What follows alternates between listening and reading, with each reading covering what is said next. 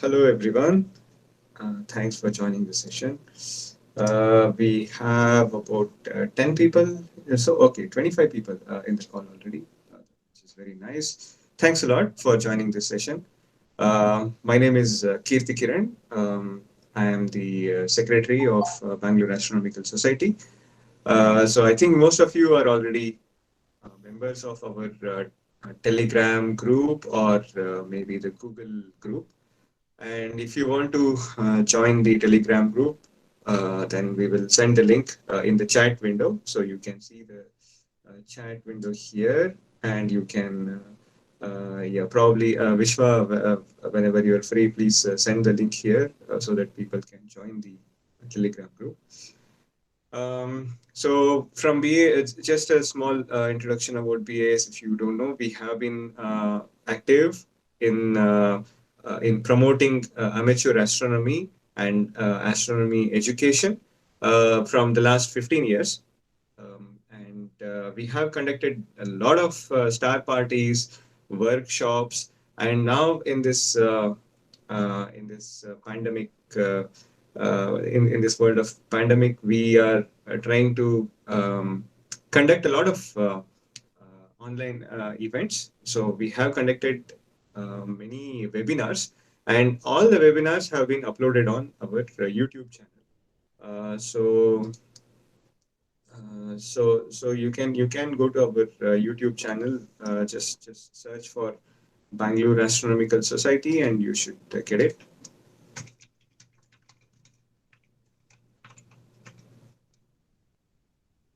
And if you go to our channel, you can see that we already have about 24 videos uploaded.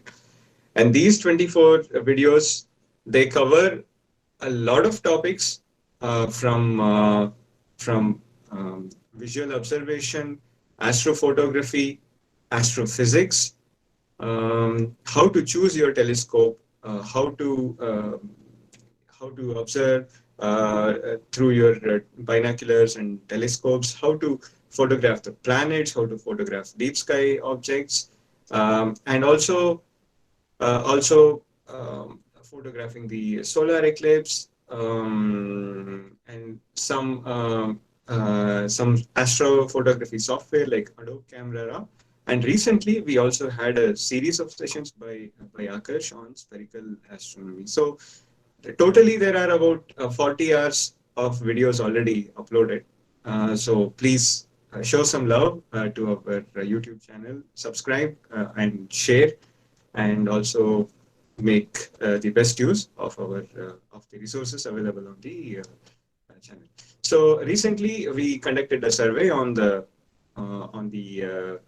group, BAS group, and we had overwhelming response. Like we had more than 100 replies, and and a lot of points for us to consider and improve ourselves. And based on that, so one of the points was that we conduct a session on the basics. We need to conduct many sessions on the basics because all the topics that we have covered so far are very advanced.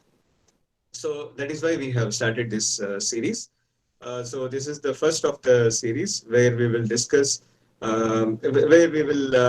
discuss a little bit about provide an introduction to the night sky and also set the context about what we are doing. I mean, why are we observing the night sky and so on. So with this introduction, let's try to get into the subject. Yeah, another thing is we need volunteers. So a lot of people have already expressed their interest to become volunteers. Thanks for that. We will conduct a session just to talk to the volunteers and also get them on board. And this year, let's continue to have many good events, and please support us as you have always been doing. I wanted to show a video, but there seems to be some issue with the audio. So let's start with some history. Basically, humans have always been observing the night sky. So we have always wondered about the night sky. uh, we, I mean, even 40,000 years ago, humans were observing the sky. They observed that the sun rises in the east, sets in the west, and after the sun sets, the night sky is filled with all these small, thousands of small blobs of light, and all these blobs of light seem to move together on a big sphere, which is called the celestial sphere. And there were and after these so early the early astronomers, they knew about the motion of the sun, the motion of the moon, and they used the sun and the moon for keeping the calendars. They knew about the solstices, equinoxes. They had observed the eclipses, and they had formed their own stories around the eclipses. And some of the early civilizations, they had also observed supernovae, sudden creation of new stars, sudden appearances of new stars in the sky. They had also observed comets, and now we also know that they had also observed the precession of the equinoxes. Precision of the equinoxes, yeah, we will come to that later.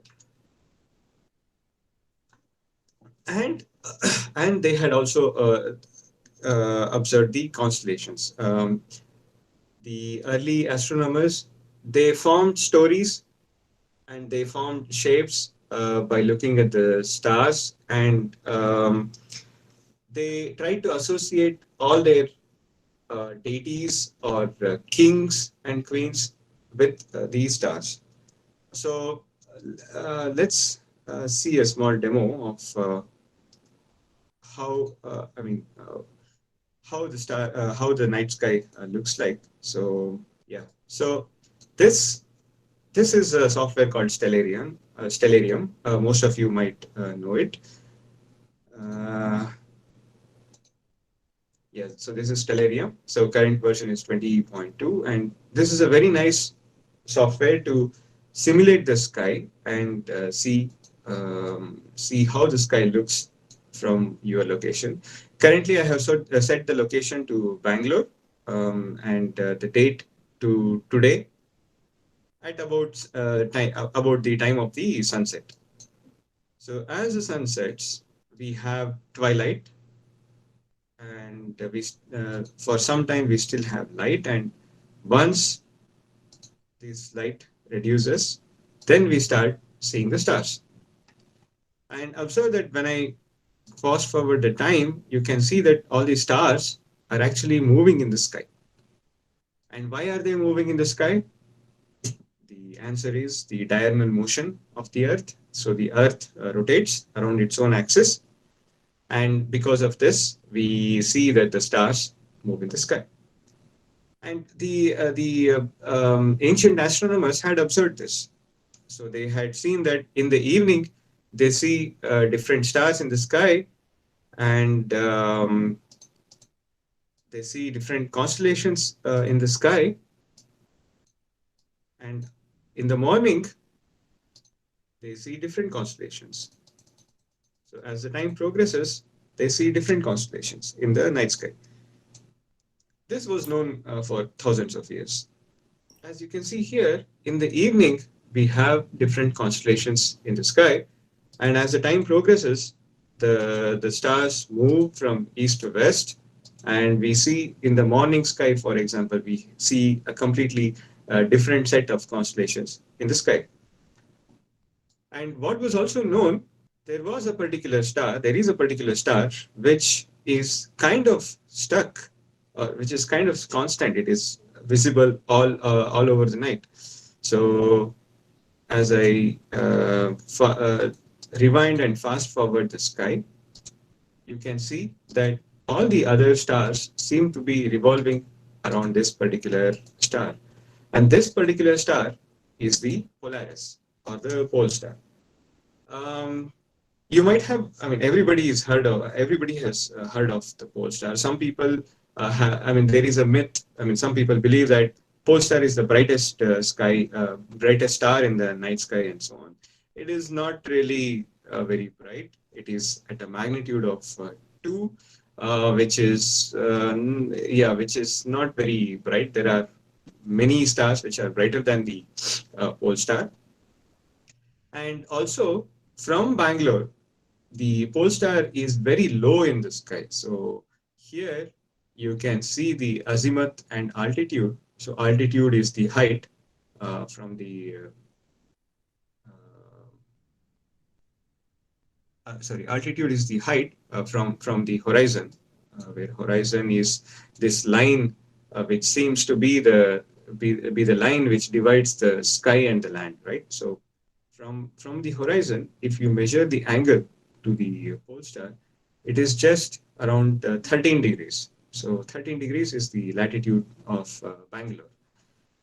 So it is not very high in the sky. So usually if we are trying to see Polaris or the pole star or the Dhruva Nakshatra from Bangalore, it will be behind some building and we will not even be able to see it. So we need to go on top of a tall apartment or something, and where the whole horizon is visible to even see the pole star.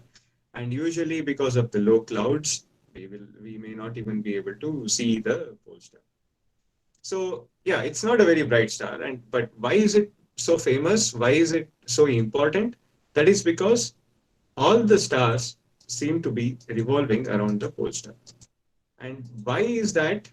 The reason is because the Earth's rotational axis is actually pointing in this particular direction. So the Earth revolves from west to east. Sorry, the Earth rotates from west to east. So that's why we see all the stars and also the sun and the moon move from east to west. And the axis of rotation is pointing towards the pole star, and that is why we see that all the stars revolve around the pole star. So now this actually due to this, actually our ancestors, they formed stories around the pole star. For example, in India we have the story of Dhruva, where Dhruva actually he prays to the god, and he wants to be the king, and the god make him the king of the night sky. And then so what is the meaning of king of the night sky? Is that all the stars seem to be revolving around the pole star. So all these stories were formed, and then in the other parts of the world there were also different stories being formed. For example, you have Orion the Hunter. So this is Orion the Hunter, which is a very, very famous constellation, which is currently visible in the morning sky. So if you wake up at about 4 o'clock, and if it is clear, and if you're looking at the eastern sky, then you can see this. Orion is a winter constellation, which means in the winter it looks very nice. So in December, January, February, Orion can be seen almost all through the night. And the easiest way to recognize him is through these three stars, which seem to be in a straight line. And Orion is actually imagined as a hunter. In Indian mythology, Orion is, sometimes it is imagined as the Nataraja or Lord Shiva, or sometimes it is also called the Mriga, or a deer. So it was imagined as a deer. But in the Western civilizations, he was considered as a hunter. And you can actually see that, okay, the Orion has a head, and he has two arms, and he has a belt over here, and he has a sword, which is marked by these three stars, and he has two legs, and he has a prey in his hand, or maybe also considered as a bow in his hand, and a club in his other hand. and he is ready to hunt. And what is he trying to hunt? Uh, if you see here, there is a bull. So this is Taurus, the bull, and you can see that there is a bright red colored star here, which is Aldebaran, which is considered as the red glowing eye of the bull. And it also has a tail, which is a small star cluster called Kritika or Pleiades. And since he is a hunter, he needs to have a dog. And you can see that there is this dog, which is Canis Major, with Sirius, which is the brightest star as seen from the Earth, as one of the stars of the constellation. So all these kind of stories were imagined by our ancestors, and this was even thousands of years ago, before we even had a model like the geostationary model or the heliocentric, geocentric or heliocentric models of the universe. Then there were some more mythological characters like Cepheus, the king, Cassiopeia, the queen, and then there was Perseus, and then Perseus was the hero of the mythological stories, and there is a story of Perseus and Andromeda that most of you might know. So basically, the gods are angry with the men because the men stopped worshipping the gods. So the gods are sending Kraken, the sea monster, to kill to end the world. And the only way to rescue the world is by sacrificing Andromeda, who was the princess of Cepheus and Cassiopeia. And by sacrificing Andromeda, that was the only way to save the world. But Perseus, he finds a way to kill the Kraken, and he brings the head of Medusa, the witch. And by seeing the witch, the Kraken just dies, right? Turns into stone and dies. And one important thing about this is that there is a star called Algol, which is actually a variable star. So what is a variable star? Basically, the star, it varies in brightness once in 3 days. So every 3 days for about 10 hours or so, the brightness of this star decreases, which is actually visually also, we can perceive this visually also. Like if you see this star every day, then you can actually see that every 3 days, the brightness of this star decreases and then it increases. And the reason could be because it's I don't know the exact reason for Algol. I forgot, but maybe it's because it's a multi-star system, and when you have two or more stars revolving around each other,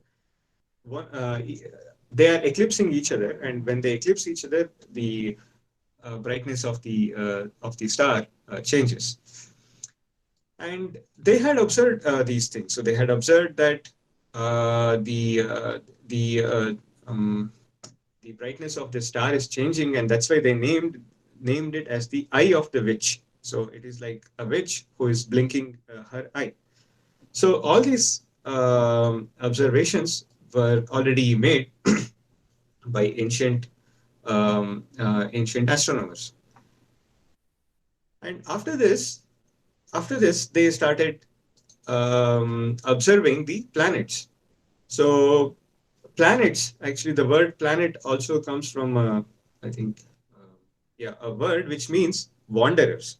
So if you see the stars are kind of more or less stuck to a celestial sphere, right? So they don't move with respect to each other. The shape of Orion was almost the same 1,000 or 2,000 years ago as it is today. But there were other things that were moving in the sky with respect to the fixed stars, like the planet Venus, or the moon, or the sun. And then, so there were seven planets like that. So you have the 7 days of the week, which are named after those seven classical planets, which are the sun, moon. So Sunday, Monday, Tuesday, which is from Mars, Wednesday, Mercury, Thursday, Jupiter, Friday, Venus, and Saturday, which is associated with Saturn. So these seven planets were wandering in the sky, and they seem to be taking a specific path in the night sky, and that path was called the ecliptic. So, and also and the constellations in that path where all these planets moved in the sky, they were called the zodiacal constellations. So we have the zodiacal constellations here. So you have Aries. So in Aries, only these three stars are actually clearly visible. So you see Hamal, Sheraton, and this third star, and these three stars form Aries. And then the Taurus constellation looks like a big V, V shape, and then you have Gemini, Gemini the twins, and then you have Cancer, and so on. So all these seven planets seem to be moving among these 12 constellations, and this path was called the ecliptic.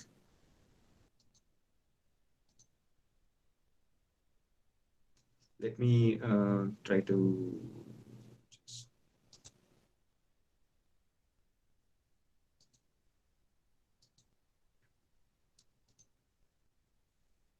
So if I just return to the current date,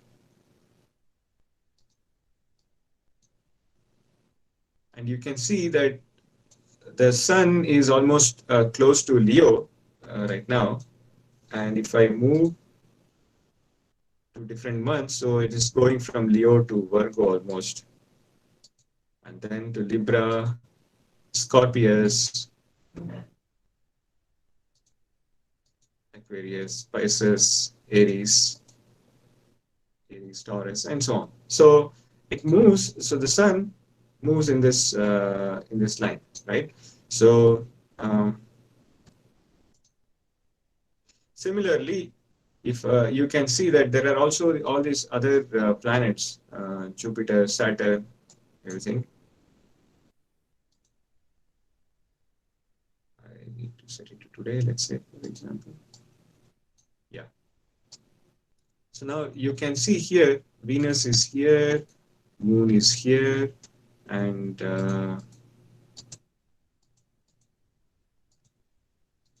Jupiter and Saturn are here.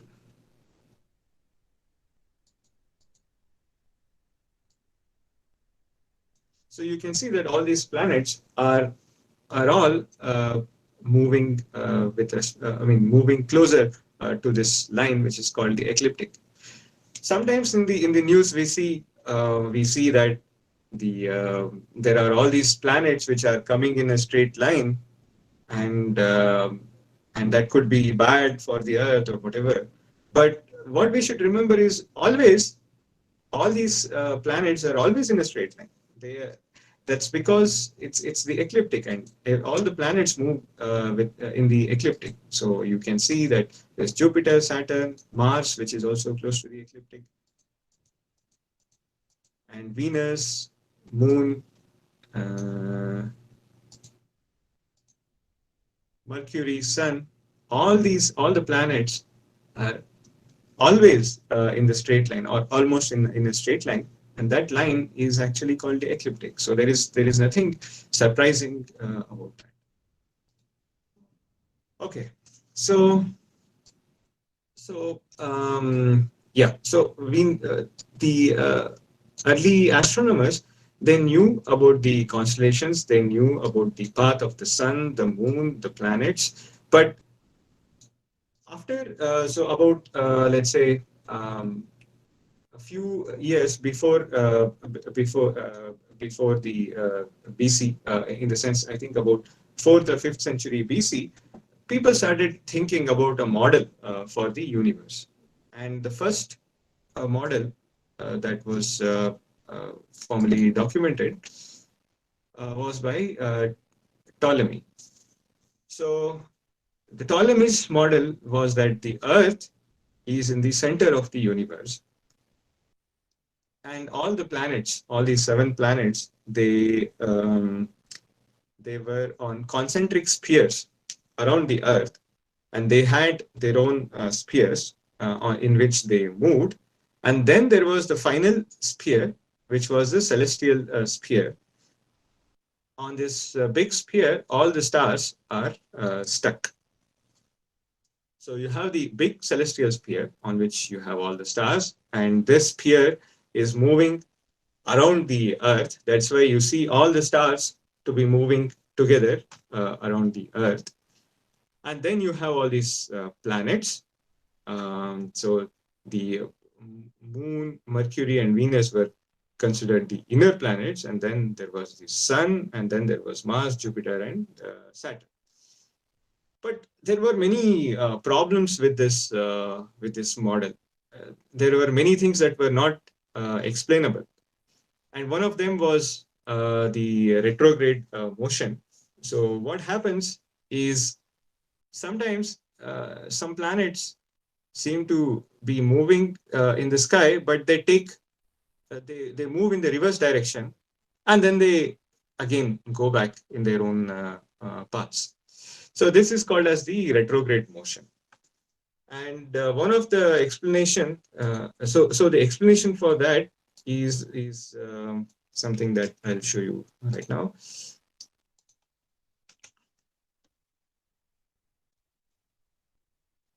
So since we know now that all the planets are revolving around the sun and not the Earth, we can see what's happening in the sky actually. The Earth, which is moving faster than the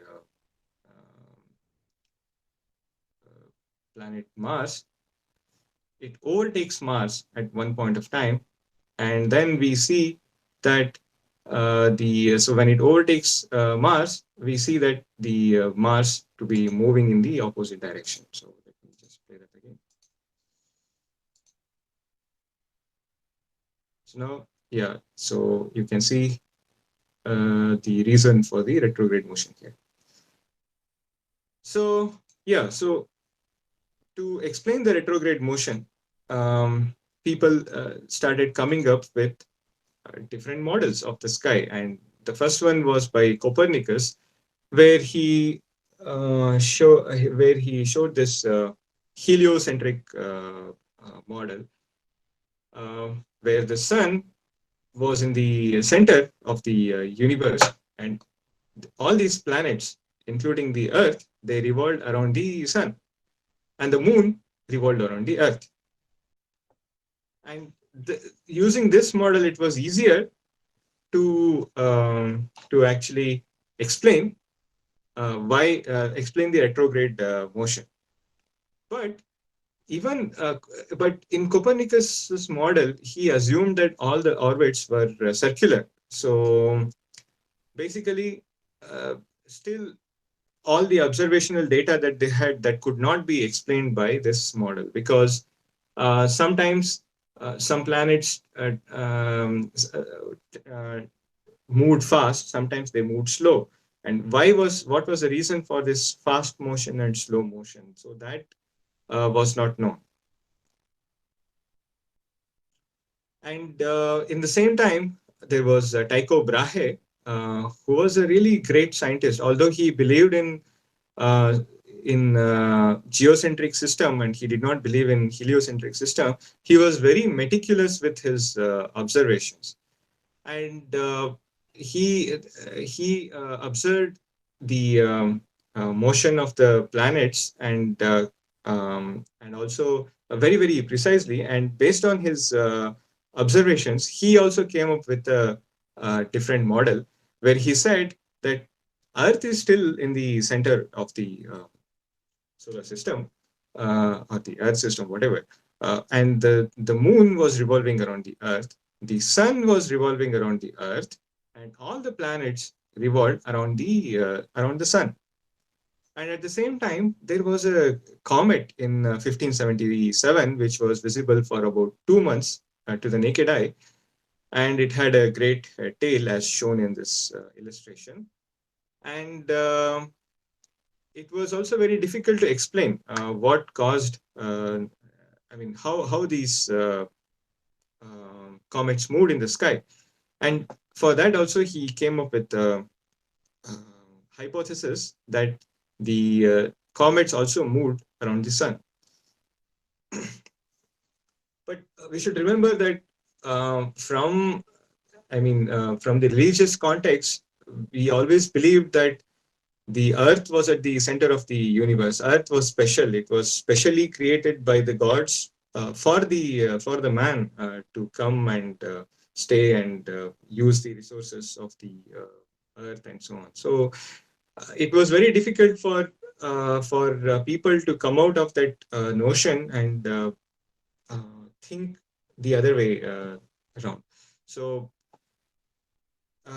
Copernicus did that, but even though he proposed his heliocentric model, he said that this is only a model which is helpful for the calculations, but he said that he did not really believe in this system. And the first person to truly believe in this system was Kepler. And Kepler also gave us the laws of planetary motion. He said that all these planets are not really moving in circular orbits, but they are moving in elliptical orbits. And with these elliptical orbits, all the problems that we had, most of the problems that we had with the observations, they were solved. So the variable speeds at which the planets moved, all these things were solved with Kepler's explanation. And then there was Galileo. And Galileo revolutionized the astronomy scene, where he pointed the telescope towards the night sky. So telescope was not invented by Galileo, but he was the first one to he was probably the first one to point it at the sky and make some meaningful observations of the sky. And he saw many things that were not known till that point. So he saw the craters on the moon. So till then, moon was kind of considered to be this globe with no features. But Galileo found that there were craters on the moon, and this was really revolutionary. And another observation that Galileo did was that he saw some stars which were actually bouncing around Jupiter. So first when he observed, he thought maybe the Jupiter itself is bouncing around these stars, but then he realized that it's these stars which were bouncing around the planet Jupiter. So and then he came to the conclusion that these are actually the satellites of Jupiter, and these are actually revolving around the Jupiter. So till then, everything was supposed to be moving around the Earth, and now people started observing that no, there are other planets with their own satellites and their own systems, where all these satellites are moving around this planet, and that completely changed the way we started thinking. And people started moving away from this notion of Earth-centric world. And then there was Newton. Newton came up with the law of gravitation, and that also completely changed the way we look at the universe. By this time, there was also Edmund Halley, and Halley was studying the comets, and he saw the uh, historical accounts of different comets, and he said that one of the comets was actually a periodic comet, and he said the period of this comet is about 75 years, and he predicted the next appearance of the comet. Although he died probably 10 years before his predicted year, after 10 years of his death, whenever he had predicted the comet would return, it actually returned, and people saw this comet, and that was also another proof uh, of the Newton's laws, because now you had a law using which you could predict a lot of things. You just did not observe, but you also were able to predict a lot of things that were unknown till then. So, so around this time, a lot of people had started using telescopes and started observing the night sky, and every day they were finding new objects in the sky. So there was an astronomer named Charles Messier, and Messier. I don't know how exactly his name is pronounced. I think it's called Messier or something like that. And he also was a comet hunter. He used to search for comets with his 8-inch telescope. And whenever he used to scan the sky, he used to find some fuzzy objects in the sky, which kind of looked like comets. And how do you know whether it's a comet or not a comet? Comets move in the sky. So with respect to the stars, they move.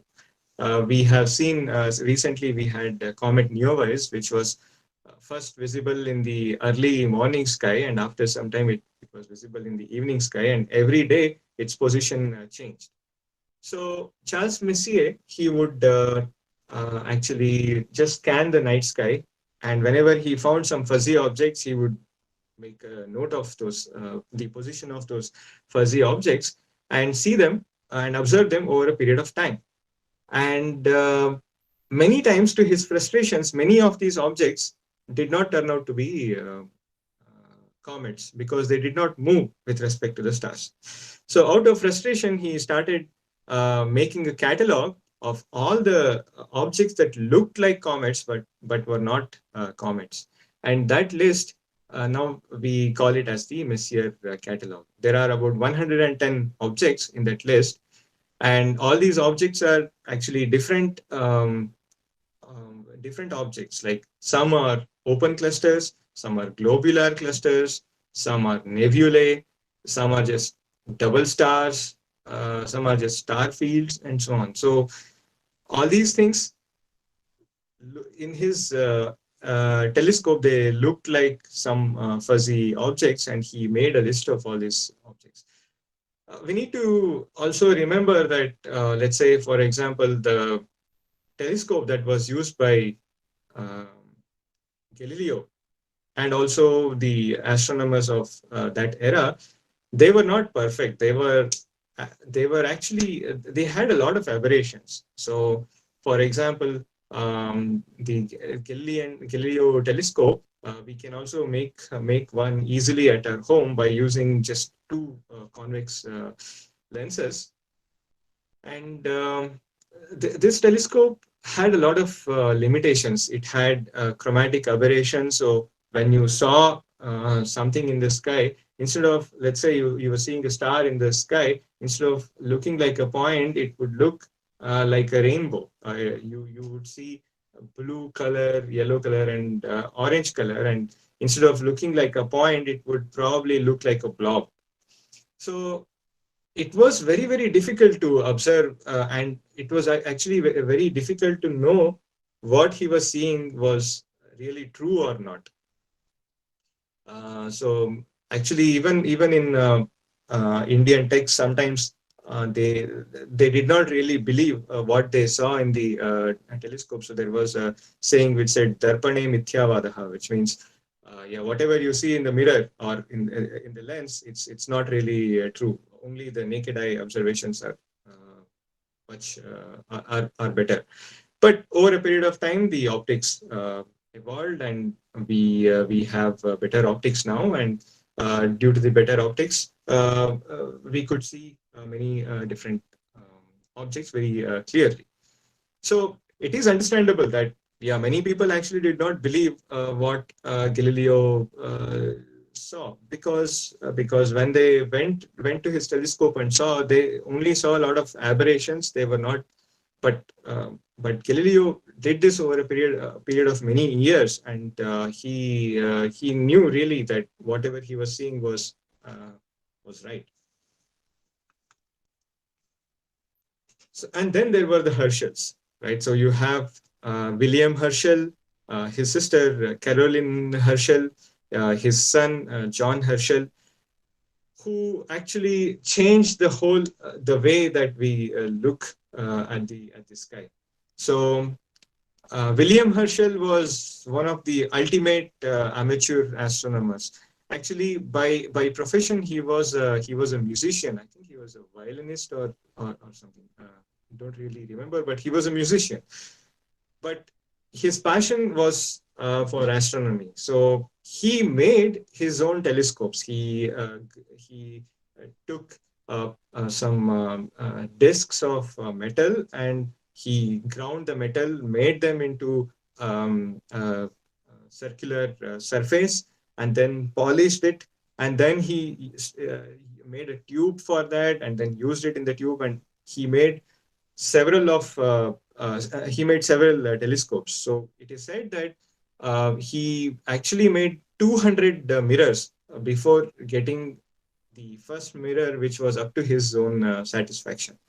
And at that time, the metal alloy used for this, it was not very user friendly, in the sense it would corrode in 1 or 2 years, and you always had to keep on working on the mirror. So he would have several mirrors that he would use in his telescope to see the sky. But he was really good. I mean, with just a 6-inch telescope, he actually found the planet Uranus, which was unknown till then. And after he found Uranus, he got grants from the king, and he could actually continue concentrating more on astronomy. He made several big telescopes. So one was a 20 feet telescope. So the length of the telescope was 20 feet. And then he also made a 40 feet telescope. So the length of the tube was 40 feet. Although he mostly preferred to use his 20-foot telescope, which kind of looked like this. So you can see it's very difficult even to move this telescope. So what he would do is he would just point the telescope at in one particular direction, and he would just see the stars drift in the eyepiece. Because as I showed you in Stellarium, the stars move in the sky throughout the night. So he would just keep the telescope steady, and he would just keep observing through the eyepiece. And as he saw the stars drift in the eyepiece, sometimes he would see some interesting objects, and he would document those interesting objects. And he would repeat his observation over a period of time. And he also made a big catalog of thousands of objects in the night sky. And in his so sometimes whenever he was not available, his sister Caroline, she would also make observations. So she also was capable of making all these meticulous observations, documenting them. And she was an astronomer on her own right. She was not just here. You can see that she's helping William Herschel, but she was an astronomer in her own right. And then there was John Herschel. So John Herschel, for a few years, he also went to South Africa and he studied the southern skies. So he made a catalog of thousands of objects in the southern sky.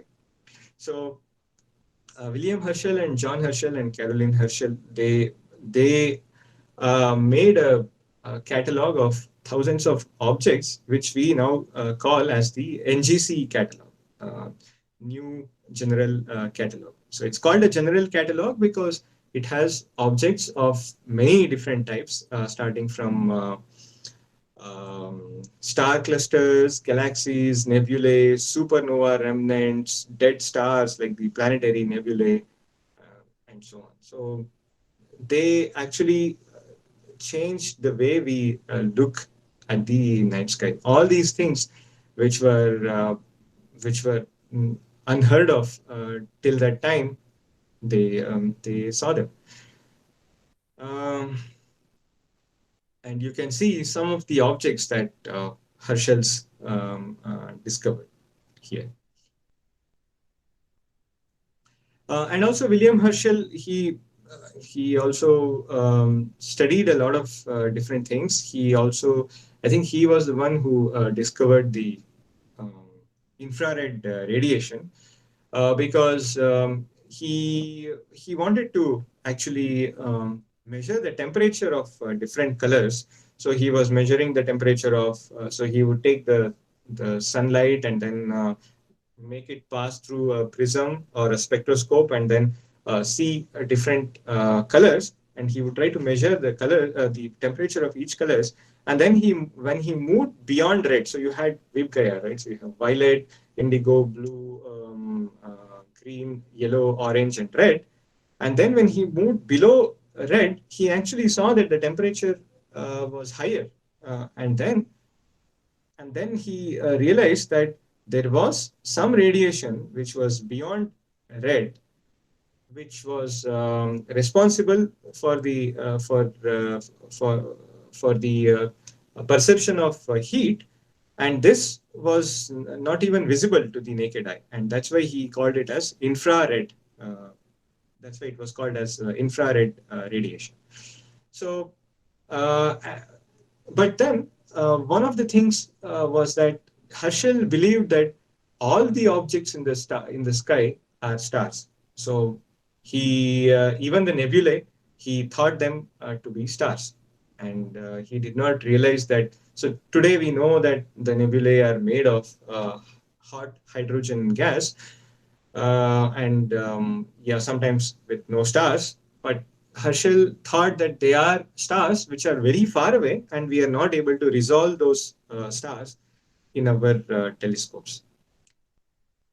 But yeah, the understanding would change over the years, and uh,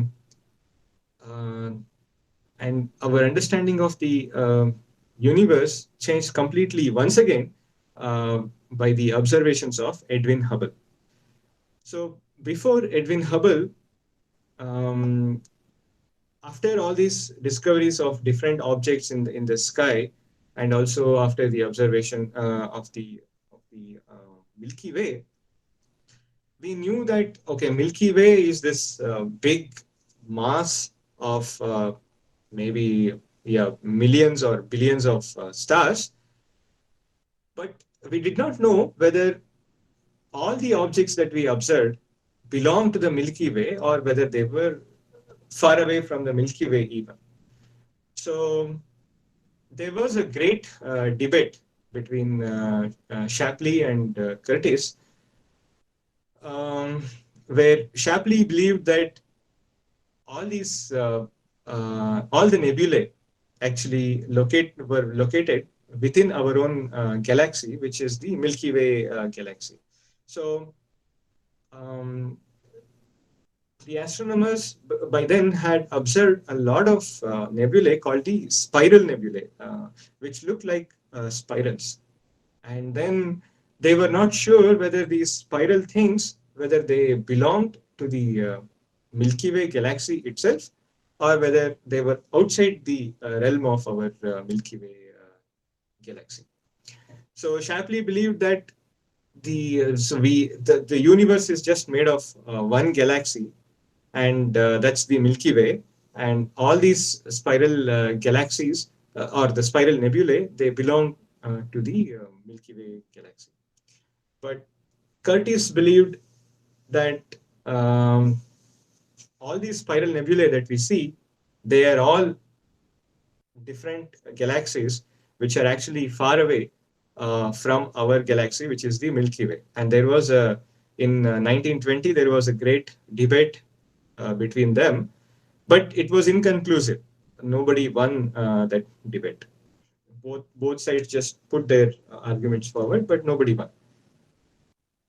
And then came Edwin Hubble, and Edwin Hubble, he started observing uh, these spiral nebulae, and one of the spiral nebulae that he observed was the great spiral nebula of Andromeda. So I already showed you the Andromeda galaxy, Andromeda constellation in Stellarium, and there was this nebula in Andromeda constellation, and we did not know whether it was different galaxy itself or whether it belonged to the Milky Way.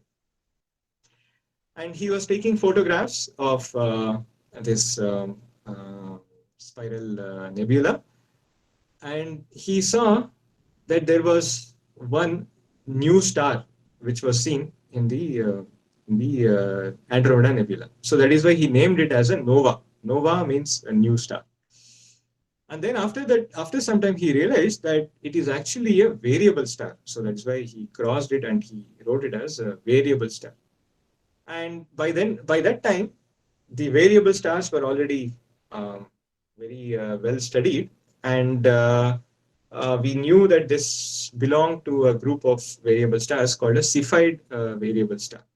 And based on the characteristics of that Cepheid star and based on the brightness of that star, he was able to measure the distance to the Andromeda galaxy. And he said the Andromeda galaxy is at least 10 times far away from the Milky Way galaxy. So, and then he made similar observations in different galaxies or different spiral nebulae.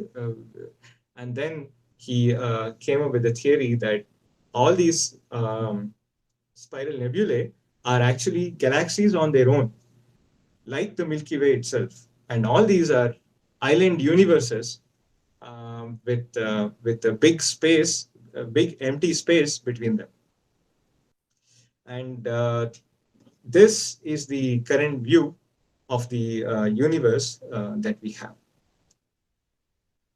So we have the Milky Way galaxy, and then we have so many other galaxies which are around us. And all these, so there are many small dwarf galaxies around the Milky Way galaxy, and these are kind of satellite galaxies of the Milky Way. They are revolving around the Milky Way galaxy. And there is a big void between these galaxies. And then there is the Andromeda galaxy, which is over here. And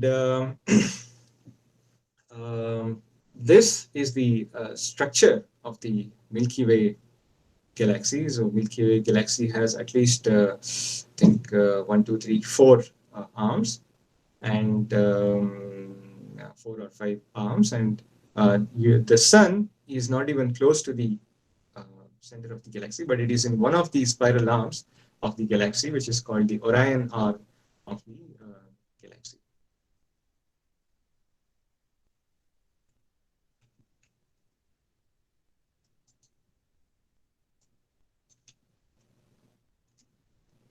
So I want to show you this beautiful view of the galaxy, of the universe.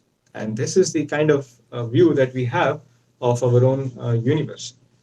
The universe is, so the observable universe is 14 light years in diameter. And all these knots that you see, they are all clusters of super clusters of galaxies.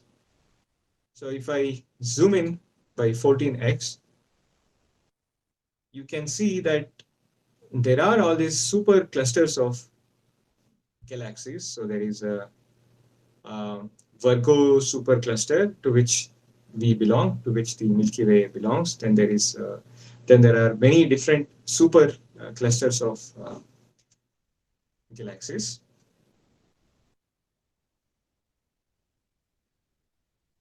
And then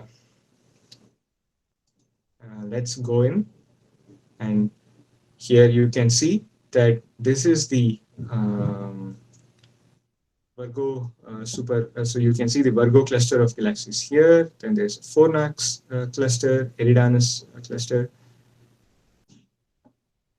and then there is this local group to which we belong. And this local group has Milky Way, Andromeda Galaxy, Triangulum Galaxy, many different dwarf galaxies.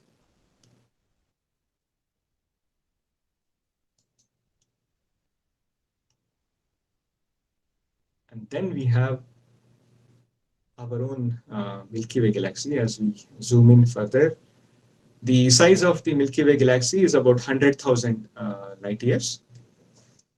And then we have we have many satellite galaxies, out of which two are very prominent in the night sky from southern hemisphere, the large Magellanic Cloud and the small Magellanic Cloud.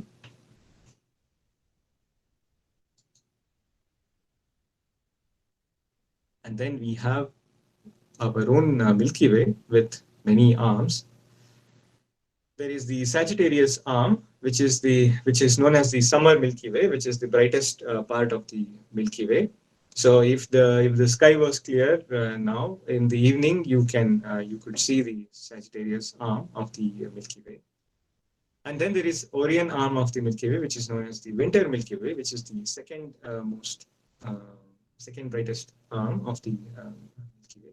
And then we have the other arms, which are not really perceivable to the naked eye, but we know them as different arms of the Milky Way. Then let's zoom in further.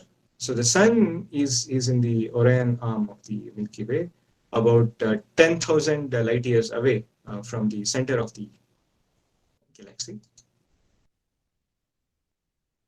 And this is our local region around the Sun. So you have the Sun and you have many different stars which are close by. So you can see that all these stars, like you have the Orion constellation here, you have Betelgeuse, Rigel, Orion's belt stars and all that. They are actually at different distances. So Betelgeuse is at a few light years away, but Rigel and all these other stars are actually much farther away and at different directions. But in the night sky, they seem to be forming the shape of a hunter of a hunter. And then you have many different nebula also marked, and then you can see how far they are. So you have the Orion Nebula, which is almost 1,000 light years away from the Sun, and so on. And then we have the local view of the around the Sun. So this is about 100 light years. And then within 10 light years span, we have Proxima Centauri, Alpha Centauri, and many other stars. So Proxima Centauri is the closest star to the Sun, which is about 4 light years away.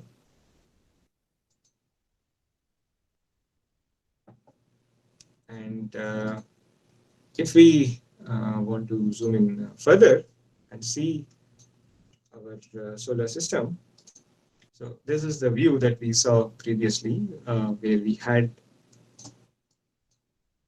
all these different stars around the Sun. And as we move closer and closer to the Sun, Yeah. So the nearest star is about 4 light years away, right? That's the Proxima Centauri. And then we have the Oort Cloud, from which we assume the comets are coming from, which is about 1 light year in 1 light year away from the sun. And then there are planets.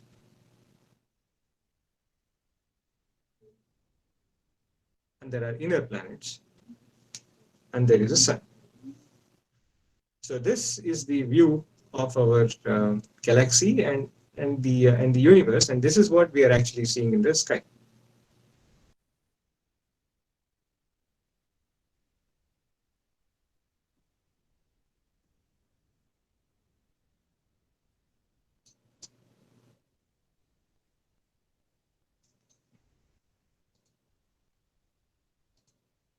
All right, so that's the view that we have.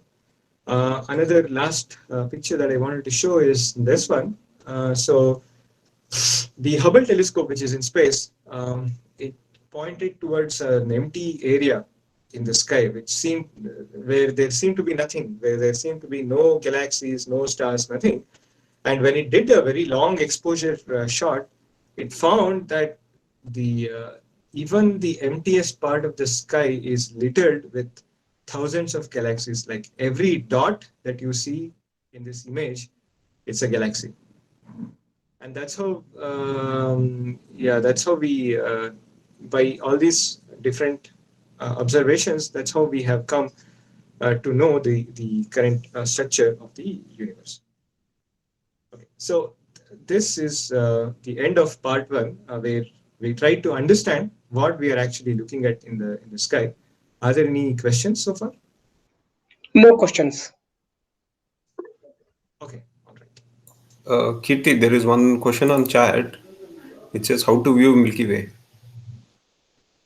Okay, yeah, I'll show you the Milky Way.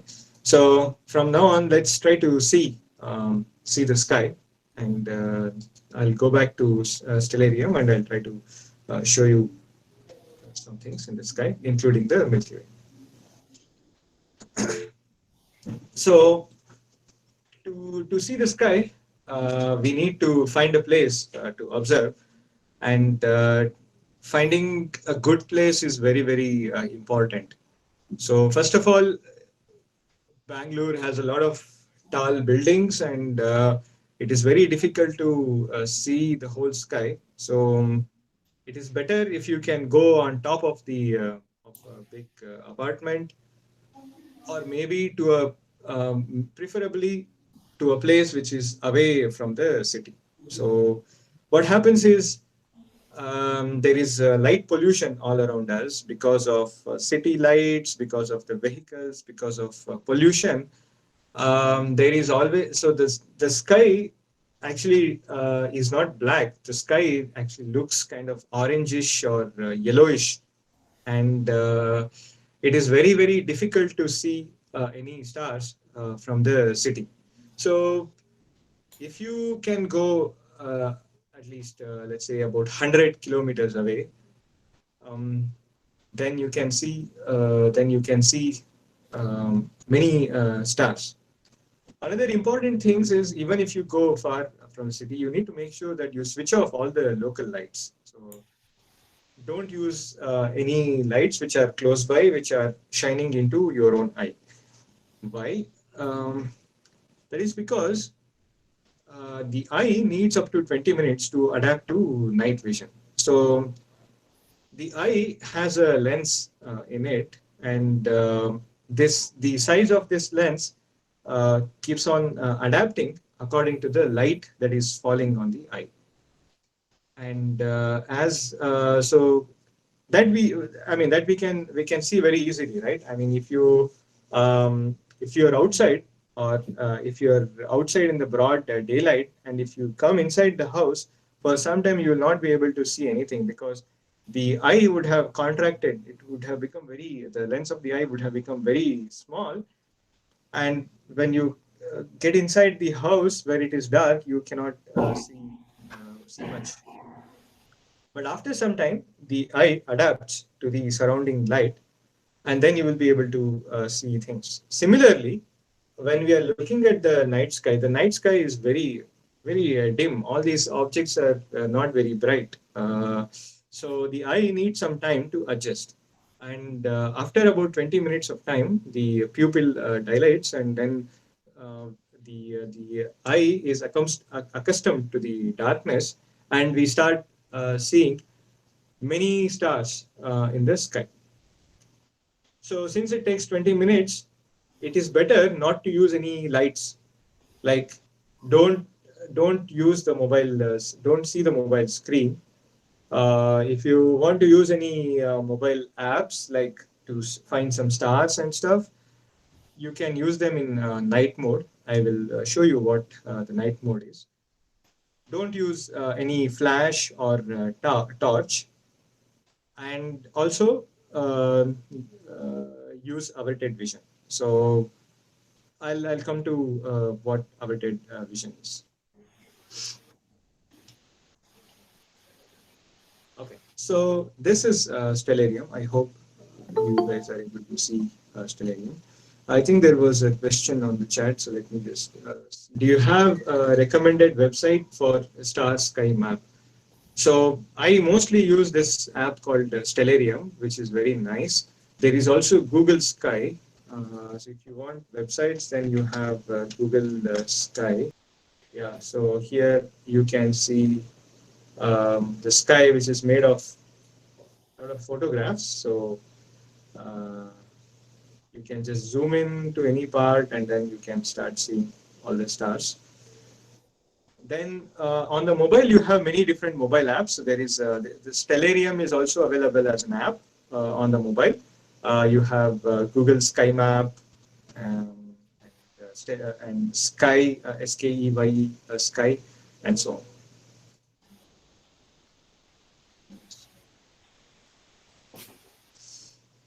I started taking pictures of the night sky recently. I am able to take pictures of Milky Way. Can you recommend me a telescope for amateur like me to use with the mobile to view planets like Jupiter and Saturn?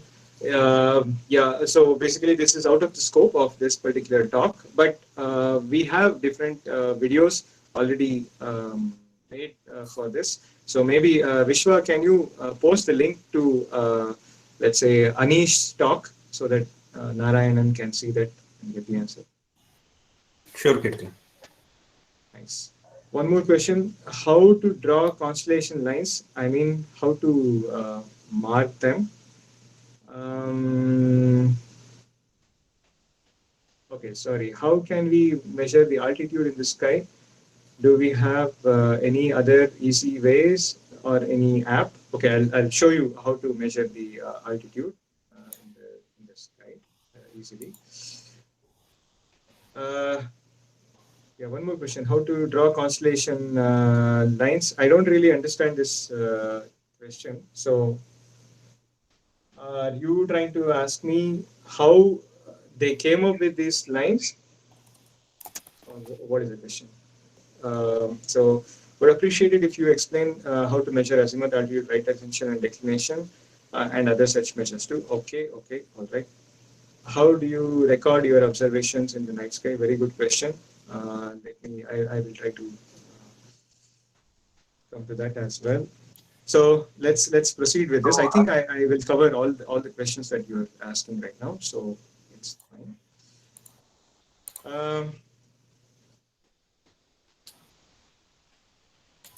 Yeah. So this is how the sky looks right now. So you have the sun, which is high up in the sky. After some time, the sun will set.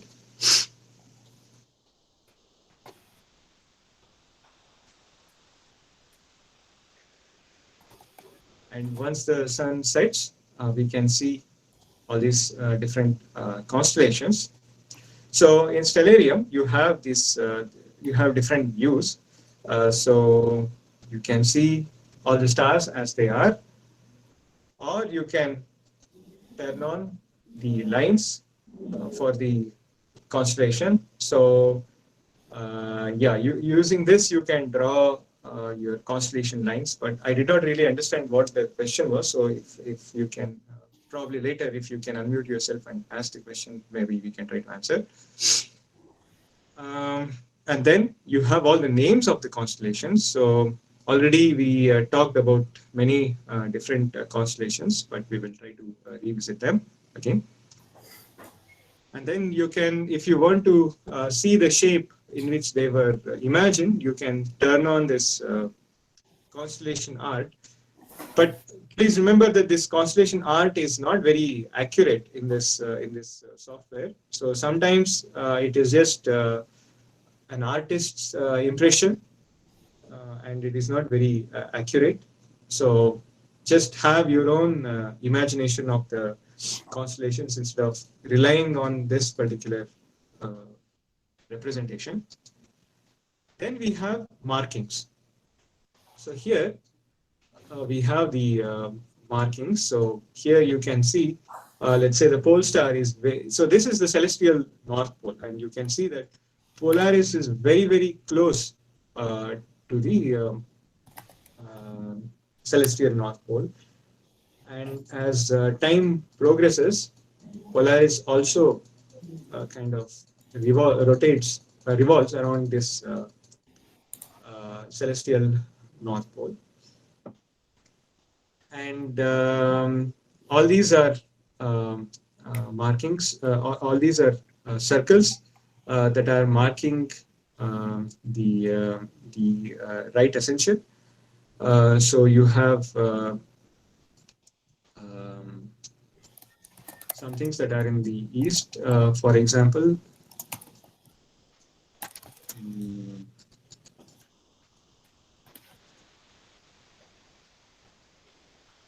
Yeah, so here you can see the 0 degree, and then -10, -20, -30, up to -90, and here this is going up to +90. So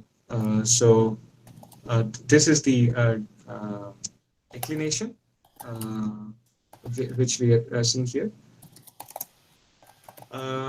And here we have a star which is the star which is Mintaka, which is almost on the equator. So the 0 degree line is actually the equator. And then we have the celestial equator, and then we have all these different markings. So using these different markings, we can see the right ascension and declination of any object. So you can see that for the star Mintaka, the declination is almost 0 degrees, and and then you have different right ascension. And here for the pole star, the declination is almost 90 degrees. So and then we have so this is basically the declination, which is it starts at 0 degrees at the equator, and it's +90 degrees at the pole, and then it is -90 degrees at the south pole. And then you have the right ascension. So the right ascension, the 0 degree right ascension starts from the first point of Aries.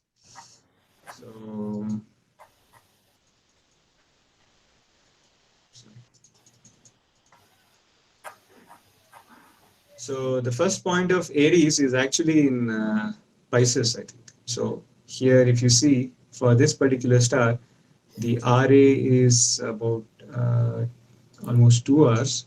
And maybe let's see this one.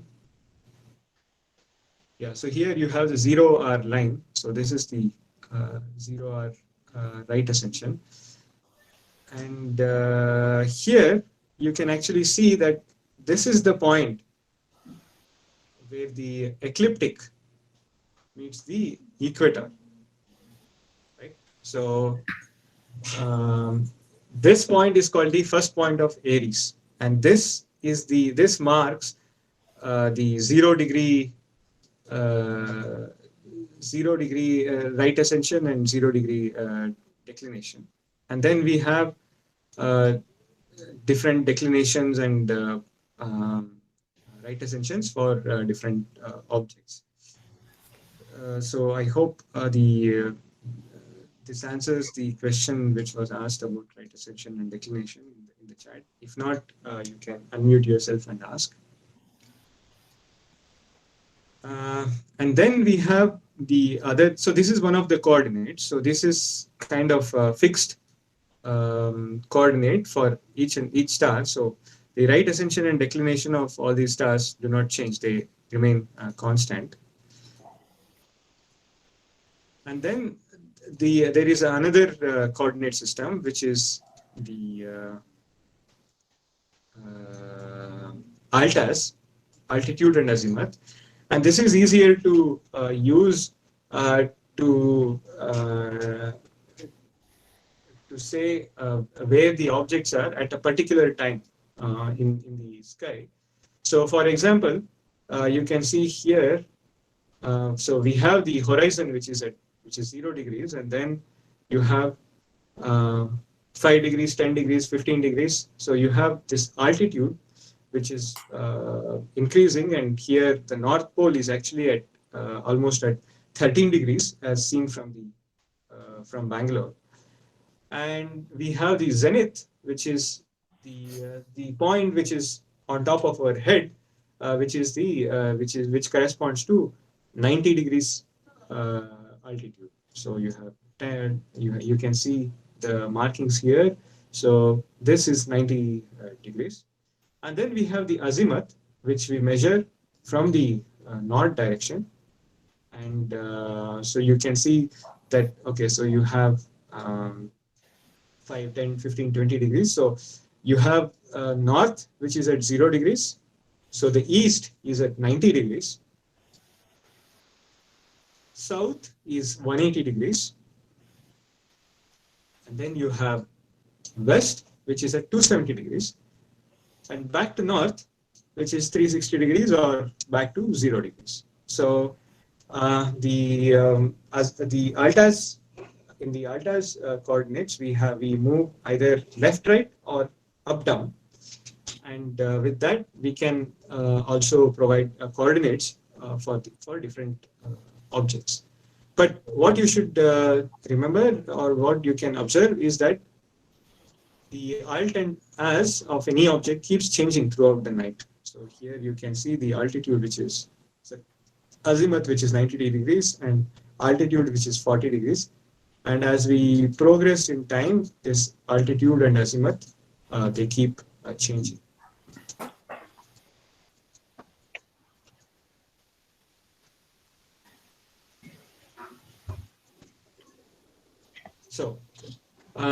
So basically, when we are using a mount, we can either provide the coordinates in either altitude and azimuth, or we can provide it in RA and DEC, and both work. So yeah, the details of RA and DEC and alt and as we can take up in some other session, but it is also already covered in detail in Akarsh sessions, which happened a few weeks back. So you can go through those videos on YouTube as well. Okay, so can I ask a question? Yes. Hello, can I ask a question, Yes, please? go ahead.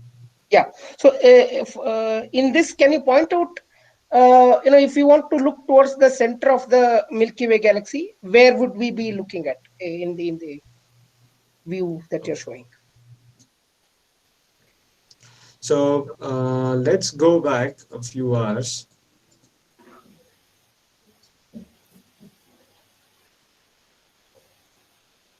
So in today's sky, if you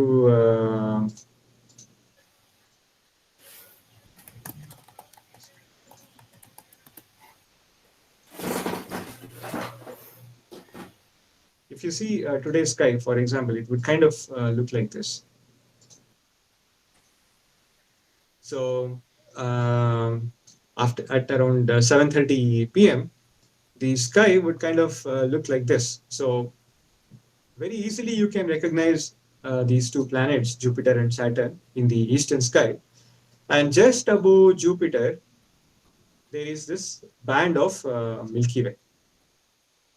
Now, Okay. here you're seeing colors, but when you look at the night sky, you may just see it like a cloud. So not really any colors, but it will look black and white. But that is due to the limitation of our own eye. But in the camera, you can definitely get all these colors. And the constellations that we are looking at are here we have Scorpius, and here we have Sagittarius. So this is Sagittarius. So now you can see the Scorpius. Scorpius is very it's the most it's very easily recognizable because you can see the shape of the scorpion very easily. So you have these three. So you have the pincers of the scorpion here, and you have the body of the scorpion. You have the tail of the scorpion over here. So now, if you look at the tail of the scorpion, you are actually looking at the Milky Way. And the other pointer to the Milky Way is the Sagittarius. Sagittarius, it is supposed to be an archer, but actually to me it looks like a teapot. So you can see the teapot here. So you can see the pot, its spout here, its handle over here, and its lid over here. So if you can recognize this teapot, then you are actually looking at the Milky Way. And the center of the Milky Way is towards this region. So to find the center of the Milky Way, you have to find Scorpius and Sagittarius, or the teapot portion of the Sagittarius. And it is very, very close. So the center of the Milky Way is very close to the Sagittarius region. Great. Thank you. Or if it is not very clearly visible from the city, you can look for the planet Jupiter. And currently, Jupiter is very close to the center of the galaxy, the direction of the center of the galaxy. Now, you can see here that, so we have this Milky Way, which is very clearly visible here. And after a few months, we will see another portion of the Milky Way. So this is called the winter Milky Way, whereas,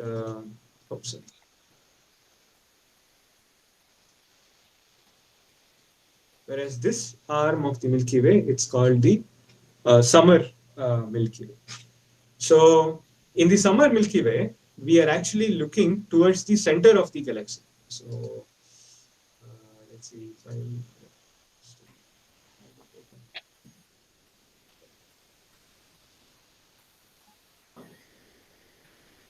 Yeah, so you can see the sun's position is here. So we are either looking in this direction. So we see the Milky Way either in this direction or in the opposite direction, right? So when we are looking at this direction, we are actually looking at the summer Milky Way, which is also called the Sagittarius Milky Way region. And after a few months, we will see the winter Milky Way. And when we are looking at the winter Milky Way, we are actually looking towards the constellations of Canis Major and Orion. So this is called the Orion Milky Way, or the winter Milky Way.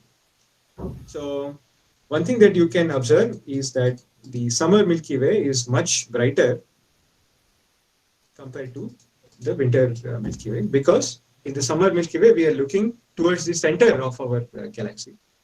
Whereas in the winter Milky Way, we are looking away from the center of the Milky Way, where the stars are sparse, not as dense as the center of the Milky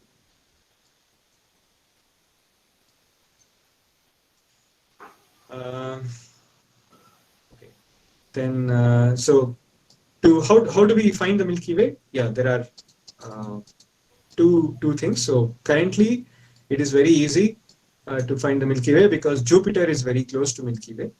One thing so if you're trying to take a photograph or something, you can make sure that you have you have a wide angle camera.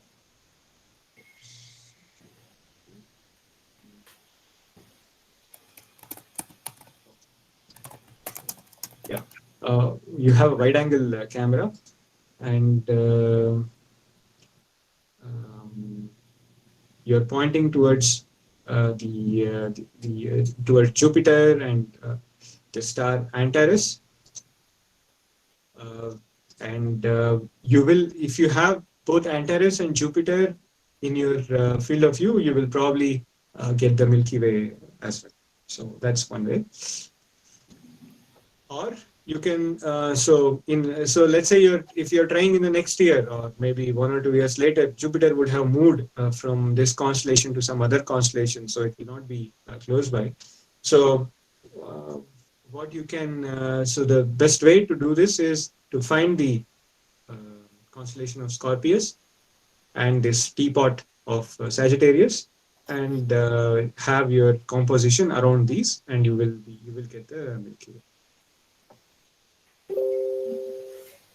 And then if you, let's say in the winter, if you want to shoot the Milky Way, then the best way to do that is to have your composition around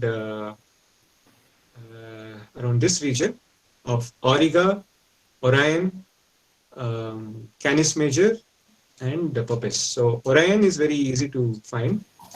Using these 3 stars, you can find Orion. And Sirius is also very easy to find because it is the brightest star in the night sky, and it is just below Orion. So you can just have a wide angle camera pointing in this region of the sky, and you should be able to capture the Milky Way. Kirti, so there is a question of, finding out an altitude of any object like comets or any object in the night sky. So can you explain like how easier it will be, how I can actually measure the altitude or without any instruments or anything? Okay, all right. So basically what we need to do to measure the altitude is you have to imagine a line from your eye to the horizon, and you have to imagine another line to the object, and so these 2 lines make an angle, and whatever is that angle from the horizon to the object, so that is the altitude of the object. So now easy way to measure it is with our own hands. So this is a very this can be called as this is just a rule of thumb. This is not very accurate. So you can just hold your hand, and then so if you just stretch your arm and then look at your fingers, then 1 finger would measure about 1 degree, 3 fingers about 5 degrees, your fist would be about 10 degrees, and you can see like this, you can measure the altitude very crudely using these methods. But if you want to do this very accurately, then the easiest way to do that would be using some mobile apps. So like you have all these apps like Stellarium or SKEY Sky or Google Sky Map, which if you just turn the mobile towards the object that you're looking and then click on the object on the screen, it will show you all the properties of the object. On the apps, the screen would kind of look like this. So you can either use these apps to find the objects, or you can find the object and try to see the properties of the object. So you have an app called Sky Safari, which also has all these features. So wherever you point your mobile, it will be able to show you that particular object. And then if you, let's say you want to know the properties of Venus, you can just click on Venus and go to info, and it will show the information like I showed you on Stellarium, for example. Yeah, so that would be the easiest way. But if you want to crudely measure, then yeah. So if you're in the field and if you want to just crudely measure it, then this would be the way to go. Sir, I have a doubt. Mhm. What do you do in daytime? Like, how can you measure it in daytime? Because the stars will not be seen at daytime, right? So what do you want to measure in the daytime? Do you want to measure the altitude of the No, sun, the for previous example? comet, right, Neowise was seen at 6:30 or something, which cannot be seen. The stars cannot be seen, so the altitude will be like you cannot see the altitude. So how can you measure at those times, like twilight, kind of? Yeah, so here we are actually not really using any stars to measure the altitude, right? So here we are just using, so let's say if we are measuring angles using our own hand, so it is very easy, right? So we can just stretch our arm and then point it to the sky and we can just measure it. And also the apps, they don't really need, so you don't really need to be in the dark or in the night to show you these things. So even during the day, they can actually show you the information about these objects. So for example, Comet Neowise also, you can just go to the app and then find the find Comet Neowise. And then um, let's say, for example, here, I'm trying to find Polaris. Okay, so I'm pointing in some different direction here, and then I want to find Polaris. So it shows me an arrow mark, and then it shows me that this is where it is. So as you move your hand in that particular direction, it will show you that, okay, this is where it is. And here also you can just click on this object that you want the information for, and then you can click on this info button, and then it will show you all the information about that object. So it will show you the current altitude, azimuth, RA, deck, everything. And you need not be, so yeah, I mean, it need not be during the night. Even during the day, it can show you all these things. So even during the day, even though you're not able to see the comet, it can show you where the comet is. But you will not be able to see the comet at that time. Thank you, sir. Is that clear or not? Yeah, I'm clear. Thank you. Okay, all right, that's great. Okay, so it's already 9:38 my time, so I have already taken more than 1.5 hours. So let's stop at this point. I think we covered some of the things. There are still some of the things that are not covered. Maybe we can take that in the next session. But if there are any questions, we can see those questions. Otherwise, we can end it. So I think, let's see. There was a question about the night mode, probably. So the night mode can be, night mode would kind of look like this. All the other apps also support this night mode. So everything will be in red. So when everything is in red, and if you keep your mobile brightness to minimum, your dark adaptation will not be affected. So actually, the way that we would see the Milky Way, it would be like this. So we would see a patch of, so we would see many stars and we would see a patch of light in the sky. So we would not see all these colors that we see in the normal view like this. But yeah, so it would look like a white patch of light. Okay. Did I answer all the questions or not? How do we observe? Record our observations in the night sky?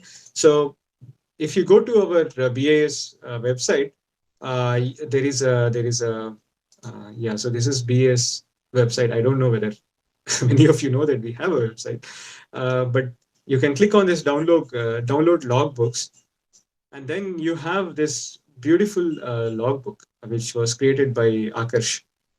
And but here in these logbooks, you have really nice depiction of yeah. Let me show you this logbook. Yeah, you can see a lot of details about this, and also you have a nice format for logging your observations. So let's say you want to observe Crab Nebula M1. So yeah, there is a description and everything. There is an image from DSS, and also you have your own area to log your observations.